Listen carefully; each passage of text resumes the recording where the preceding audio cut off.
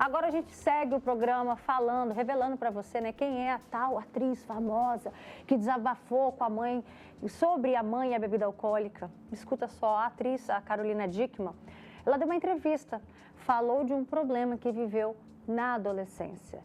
O abuso de bebida por parte da mãe, depois que elas viveram um grande trauma. A Carolina contou que depois que a mãe e o pai se separaram, a mãe então, gente, passou a beber muito, como uma forma de anestesiar a dor do divórcio. A atriz disse o seguinte, abre aspas, o álcool deixou uma marca muito grande na minha vida, num momento muito importante na minha relação com minha mãe, na tristeza que eu vi dela não dar conta e precisar se anestesiar de alguma maneira. A mãe de Carolina, gente, a Maíra, morreu em 2019. E isso traz uma reflexão importante. Olha aí como o álcool marca a vida dos filhos, que viram os pais se envolver, né, se envolverem com a bebida. E aí, para pensar, mais de 20 anos depois, esse ainda é um assunto que traz memórias muito ruins para Carolina. Então, a gente vai bater um papo sobre esse assunto. Vem cá, participa com a gente, está aqui o nosso WhatsApp. Qual é a memória que você tem sobre esse assunto? O seu pai ou a sua mãe exageravam, passavam do limite na bebida? De que maneira isso te marcou? Conta pra gente. Aqui no nosso estúdio, a gente recebe a psicóloga Arielle Nascimento. Obrigada, Arielle, pela sua presença. Uma boa tarde. A Mirelle, que daqui a pouquinho vai dar um relato pra gente como mãe, o que ela passou. Mas antes eu vou também bater um papo aqui com a Alessandra Pinheiro, que ela, na visão de filha, ela também tem memórias a respeito desse assunto. Quais foram essas memórias, Alessandra? Boa tarde. Boa tarde, Roberta. Tudo bom? As memórias que eu trago, elas são meio confusas, porque você oscila entre alguém que consegue trabalhar, prover, suprir a casa, e alguém que, em determinado momento, larga tudo aquilo que diz que é importante para viver um momento de descontração e naquela brincadeira da saideira, é a última, é a última, é a última. Você tem que esperar, você vai ficando para trás. E você começa a achar também que aquilo é normal. Então, logicamente, eu também quero entrar nesse mundo. Se a minha referência, se aquela que eu amo, aquela que eu entendo que é a provedora, que faz tudo de bom e do melhor para mim, pode se embriagar, pode abrir mão de um tempo comigo para se distrair dessa forma, essa é uma prerrogativa legal para que eu faça também. Você viveu que situações com a sua mãe no momento que ela estava ali, digamos, num momento de socialização, né? Quais foram as situações que você, como filha, se recorda? Você enfrenta a rispidez, muitas vezes.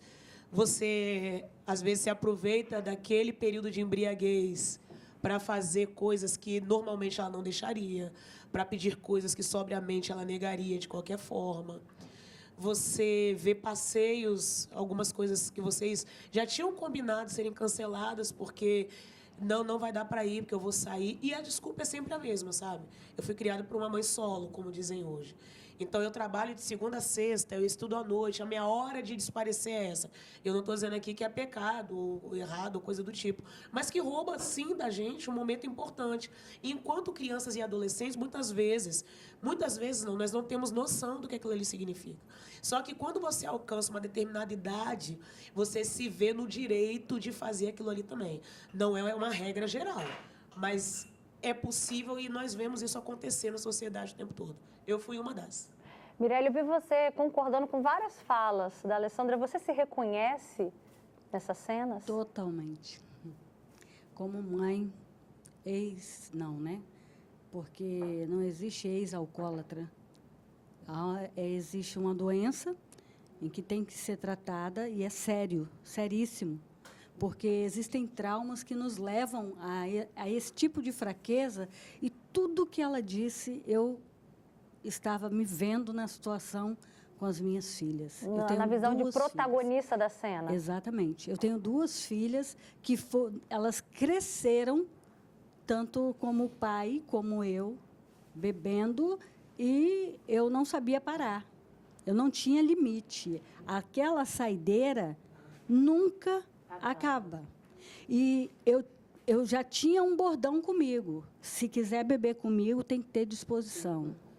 Porque a última vez que eu bebi, que foi em março, eu simplesmente, eu virei à noite, os vizinhos me viram amanhecer, e ali eu fiquei até a tarde, bebendo, até que eu praticamente desfaleci, né?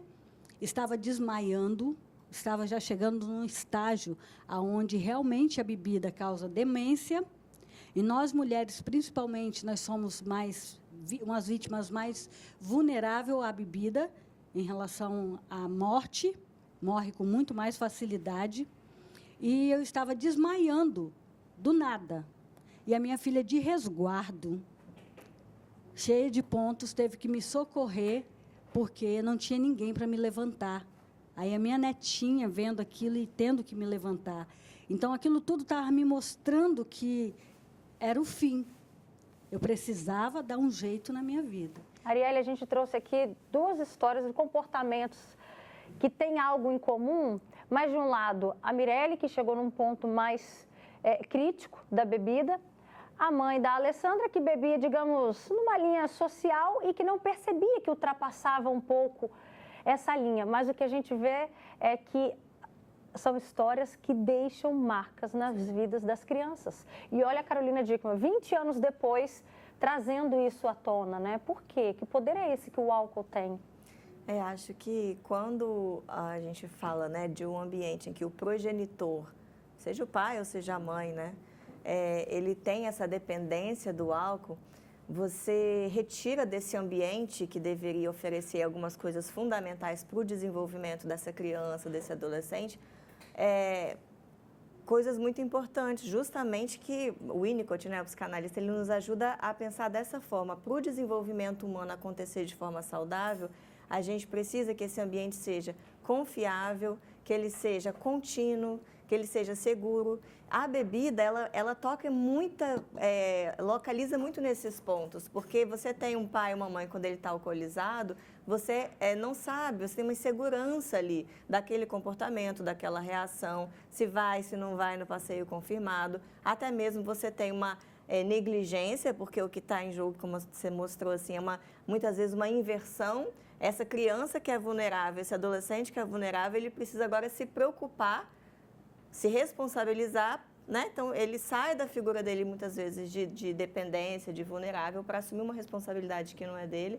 E o muito importante é você não saber o que vai acontecer. Então, você retira para aquele sujeito ali em desenvolvimento a sua espontaneidade, o que a gente vai entender como a sua tranquilidade no seu desenvolvimento, porque ele passa a ter que estar alerta num momento muito precoce da vida. E isso tem efeitos emocionais, não só emocionais, mas na relação parental, né, que foi o que a gente viu ali com a entrevista. E olha só, agora a gente continua o nosso bate-papo aqui sobre os traumas que a bebida deixou na vida da Carolina Dickmann, porque a mãe dela começou a beber, gente, para quê? Para anestesiar a dor da separação com até então companheiro na época. E 20 anos depois, a Carolina Dickmann veio à tona e trazer essa reflexão, mostrar de que maneira que isso ainda afeta ela, né? Deixam memórias, né, de fato, né, Arielle, isso? Com certeza. Ela trouxe, né, quando você começou a falar, você disse que a sua lembrança é muito confusa.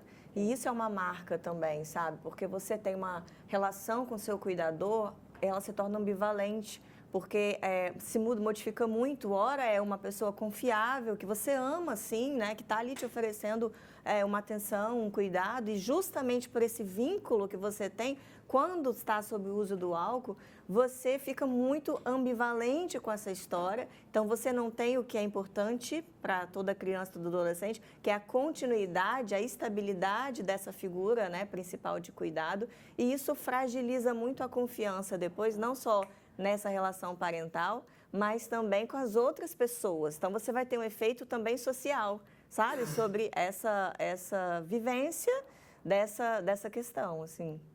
Eu acho que o mais confuso é porque quando nós geralmente trazemos a questão do alcoolismo para uma questão mais de vício, pobreza, miséria, ou... Uma situação mais extrema, né? Mais extrema. Mas aí, de repente, você se depara com isso dentro da sua casa. Então, eu estou falando de alguém que estudava. Minha mãe era uma mulher, né, formada em Direito pela Universidade de Brasília. Era uma funcionária pública. Não era uma pessoa qualquer. Sim. Então, quando você observa isso, você acha que é normal. Uma das minhas irmãs começou a beber com 12 anos. Mas quando eu falo de beber, era isso aí. Nós vivíamos numa cidade onde não tem praia, não tem nada, então tem muito bar. Então, o hobby é beber. Mas é beber mesmo, é de você sentar e beber. E todo mundo levanta no outro dia e fala, vamos embora trabalhar. E todo mundo trabalha, todo mundo estuda, passa no seu concurso, tem uma vida maravilhosa. Como é que você vê problema no álcool quando você vê as pessoas se embriagando, mas a vida seguindo? Você começa a perceber o problema quando os seus filhos começam a seguir a mesma linha, mas não alcançar o mesmo sucesso que você alcançou. Então, muitos dos filhos dos amigos da minha mãe, que eram os meus amigos, não conseguiram alcançar algumas coisas na vida e se tornaram dependentes químicos mesmos, passando do álcool para outras drogas de forma, assim, muito rápida. O que diferencia, Arielle? Vamos supor, às vezes a pessoa em casa está acompanhando agora o programa e fala assim, tá, eu bebo socialmente, de vez em quando, uma vez ou outra, passo do limite, mas estou ali na minha responsabilidade, na minha tarefa do dia a dia, e já outras pessoas são mais impactadas, né?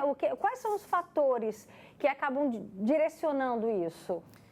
Acho que a bebida, ela traz essa questão que o limite, ele fica muito na percepção de como cada um está usando. Isso às vezes é trágico, porque para aquela pessoa, não, mas eu estou bem, né? E aí o ambiente está lhe dando sinais, mas na percepção dela isso, né, tá ok. Mas acho que você traz um ponto importante, que muitas vezes o álcool ele não inviabiliza o funcionamento social dessa pessoa, então ela continua ativa socialmente e isso é uma questão, porque muitas vezes a gente considera o alcoolismo se traz um prejuízo social.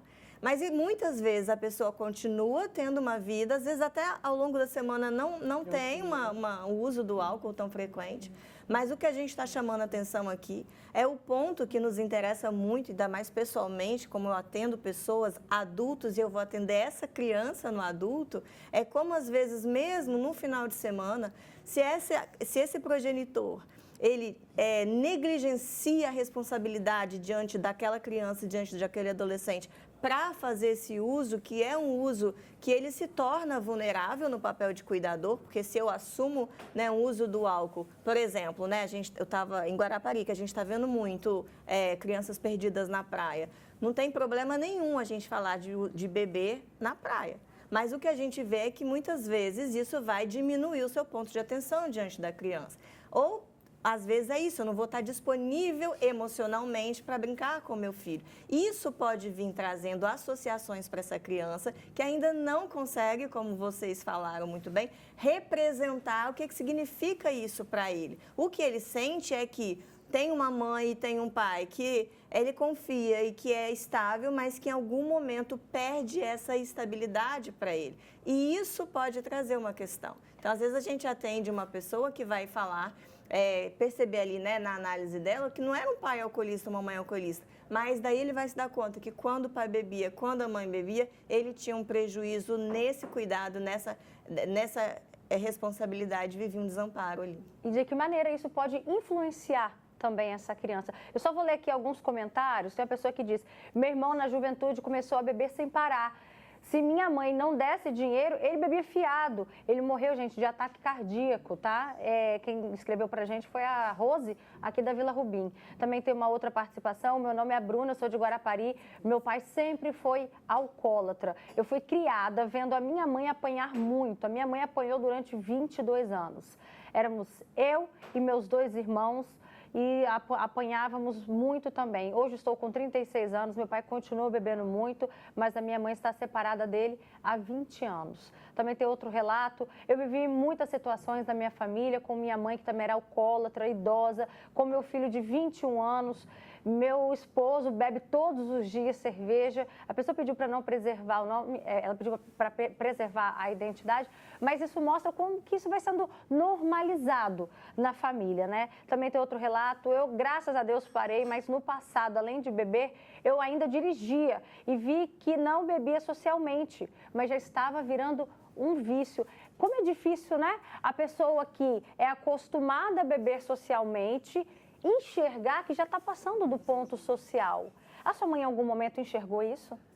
ela falou uma coisa interessante da praia. É engraçado que quando a minha mãe saía para beber, e algumas poucas vezes ela levava a gente, que geralmente ela terceirizava. Mãe, falava para minha avó, fica com elas que eu vou sair, preciso se parecer. E aí, vó deixa tudo. Então, a nossa vida deu uma bagunçada. Porque, por um lado, tinha minha mãe cheia de regras, cheia de horário, cheia de não sei o quê. Mas, quando ela queria se parecer, deixava com a minha avó. E minha avó era avó com açúcar e meio. E, quando a gente saía com ela, que ela bebia, era um porre. Porque parece que os sentidos dela ficavam extremamente aguçados. E aí, ela não deixava a gente fazer nada. Enquanto ela bebia com os amigos, se divertia, a gente ia ficar sentada ali, esperando ela acabar de beber. E aí, você falava, mãe, posso ele pegar uma coxinha? Não. Não, porque pode ter um cara ali. E se alguém te pegar, eu não vou ver, depois não adianta correr. E aí, ela falava, e eu só queria ir ali pegar uma coxinha que estava aqui metros na minha frente. Mas não, tinha que ficar aqui. Então, existe a questão do deixa o pau quebrar, deixa pra lá, e a questão do não se mexe. A minha mãe reconheceu no final da vida, perto de morrer, ela é falecida, que ela falava muito com a gente. Nós somos em 3 meninas. E ela dizia que o maior arrependimento dela foi o tempo que ela deixou de estar com a gente para estar em outros lugares onde nós não poderíamos estar, porque ela tinha consciência de que tinha lugar que não era para criança. Então, bar não era para criança. Legal, ela ia, a gente ficava. Ah, vai ter uma festa, só vai ter adulto que vai beber. Então, eu vou e vocês ficam. Nessa brincadeira, ela trabalhava a semana toda, estudava à noite, final de semana era o tempo que ela tinha com a gente. Nesse final de semana, ela também precisava desaparecer. De 4 sábados e domingos no mês, você tira alguns e aproveita com ela. Mirielle, e você? Em que momento que você conseguiu reconhecer também? Olha, foi a minha avó. Ela me alertou. Porque até então eu achava que eu não era alcoólatra porque eu bebia um dia da semana. Só uma vez por semana. Mas aquela vez era para acabar com tudo. Então, ela pegou e disse que existiam vários tipos de alcoólatras. Inclusive, os de uma vez por semana, os de todo final de semana. Então, foi aí que eu me dei conta. Falando aí sobre o comentário da telespectadora no WhatsApp, eu infartei em junho agora e eu me via infartando já desde setembro do ano passado devido à bebida, porque eu acordava, o coração parecia que ia sair pela boca, porque eu acho que o álcool, ele aguçava, né, me acelerava muito, porque a cerveja em mim, eu acho incrível. Tem pessoas que bebem e dormem, relaxam. Ah, eu vou tomar uma para relaxar. Não. Eu bebia, parecia que eu estava tomando energético. A cerveja me deixava viva, me dava vida. Além da coragem que eu não tinha de fazer. Ah, e outra coisa, eu tenho um relato da minha filha mais nova, que hoje tem 22 anos, que eu dei um tapa no rosto dela, porque ela não fez algo que eu pedi. Então, isso me dói muito. Que se você não tivesse sob o Jamais. efeito da bebida, você não teria feito. E você aí de casa, manda pra gente o seu relato. Qual é a memória, qual é a experiência que a bebida marcou na sua vida? Tem aqui o relato do Simvaldo, lá de Linhares. Ele diz: eu sofri com meus pais na infância por alcoolismo, né? Meu pai colocava a gente para fora de casa todos os finais de semana. Depois da morte dele, minha mãe entrou em uma depressão profunda e morreu por causa da bebida. Também tem outro relato aqui: meu pai bebia e quebrava tudo dentro de casa. Quando eles começavam a discutir, eu já guardava garfos e facas. Hoje, se eu escuto barulho de coisas quebrando ou algo caindo, ou até mesmo se me vejo em alguma situação semelhante, parece que eu volto ao tempo. Outra pessoa diz, a Franciele, fala com a gente lá aqui da Serra, ela diz que conviveu com álcool a vida inteira, né? Minha vida inteira. Minha mãe e meu pai bebiam. Hoje eu sou casada, tenho os meus filhos e não bebo nem fumo, porque eu tenho um trauma grande de bebida, porque eu sofri muito na infância. Outra participante, a Ariellen, fala que sofreu muito, ela e o irmão mais novo, pois minha mãe sempre bebia com meu padrasto, brigavam dentro de casa e esse era o nosso maior trauma. A gente está falando aqui, Arielle, de pessoas que acabaram trazendo isso para a vida adulta e isso se materializando em forma de trauma, né? Mas também tem um efeito contrário. Há aquelas pessoas que acabam se inspirando, trazendo aquilo como referência também. De repente, uma criança, um adolescente que cresceu nesse meio pode também normalizar a bebida? Com certeza, né? Claro que tem várias formas de lidar, né? E de se defender psiquicamente falando desse ambiente que foi invasivo, né? Pela violência ou que foi negligente pela falta de cuidado ali. Tem a forma de reagir a isso, né? Se defendendo, ficando mais antissocial, né? Porque deixa medo de se expor, porque por muito tempo às vezes vivenciou isso, sair, o pai corre o risco de expor a família ali, né? Com a violência, com tudo. A ansiedade mesmo, né? De eu não sei o que vai acontecer, eu não sei como meu pai vai acordar, como meu pai vai chegar, então se torna ali muito, um alerta muito ligado, mas também tem a possibilidade de você repetir isso justamente pela impossibilidade de refletir o que é isso na sua história. Porque esse ambiente que é intrusivo, ele mexe justamente no desenvolvimento espontâneo dessa criança. Então, ela deixa de viver uma vida autêntica para se adaptar a esse ambiente, para sair de casa para o pai entrar, para ficar no bar para a mãe beber, né?